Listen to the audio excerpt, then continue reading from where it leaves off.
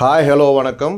நம்ம பார்த்தீங்கன்னா நல்ல ஒரு ஃபுல் அண்ட் ஃபுல் ஒரு 1000 அடி தார் ரோடு பேஸ் இருக்கிற விலை கம்மியான ஒரு எம்டி லேண்ட் தான் பார்க்க போகிறோம். நம்ம இந்த எம்டி லேண்ட் பார்க்குறதுக்கு முன்னாடி உங்களுக்கு பார்த்தீங்கன்னா நம்மளோட இடம் ஏதாச்சும் விற்கணும், இல்லை ஏதாச்சும் நீங்கள் ஒரு இடம் புதுசாக வாங்கணும் அப்படிங்கிற மாதிரி இருந்தாலும் ஸ்க்ரீனில் தெரிகிற நம்பருக்கு நீங்கள் தாராளமாக கால் பண்ணலாம். அதே மாதிரி மறக்காமல் சப்ஸ்கிரைப் பண்ணி வச்சுக்கோங்க. ஏன்னா அடுத்து வரக்கூடிய ப்ராப்பர்ட்டி உங்கள் பட்ஜெட் ஃப்ரெண்ட்லியான ப்ராப்பர்ட்டியாக கூட இருக்கலாம், இந்த மாதிரி விலை கம்மியான ப்ராப்பர்ட்டியாகவும் இருக்கலாம். இதோட டீட்டெயில்ஸ் இப்போ நம்ம பார்க்கலாம் வாங்க. இப்போ உங்களுக்கு முன்னாடியே பார்த்தீங்கன்னா அந்த ரோடு பேஸ் உங்களுக்கு காமிச்சிருப்பேன். இது கிட்டத்தட்ட 1000 அடிக்கு மேலே தான் வருமே தவிர 1000 அடிக்கு கம்மியாக வராது.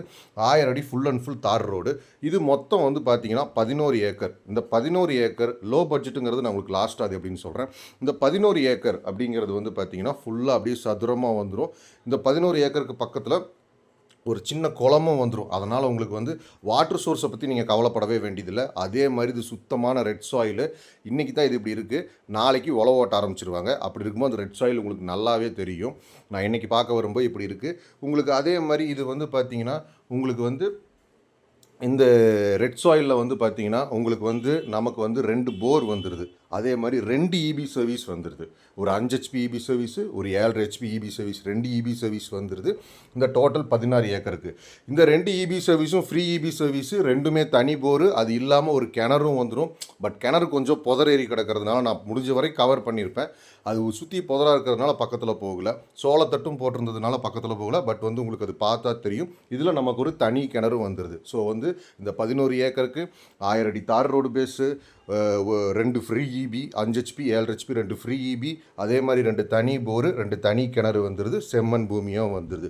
இன்னொன்று வாஸ்துக்குன்னு பார்க்குறவங்களுக்கு இது பார்த்தீங்கன்னா உங்களுக்கு கிழக்கு பார்த்து அமைஞ்சிருக்கும். அப்படிங்கிற மாதிரி உங்களுக்கு கிழக்கு வடக்கு அப்படி கிழக்கு பார்த்து வேணும் வடக்கு பார்த்து வேணும் நான் கேட்குறவங்களுக்கு இந்த பூமி பார்த்திங்கன்னா உங்களுக்கு கிழக்கு பார்த்து வடக்கு பார்த்து வேணும்னு கேட்குறவங்களுக்கும் இந்த பூமி பார்த்தா பிடிக்கும்.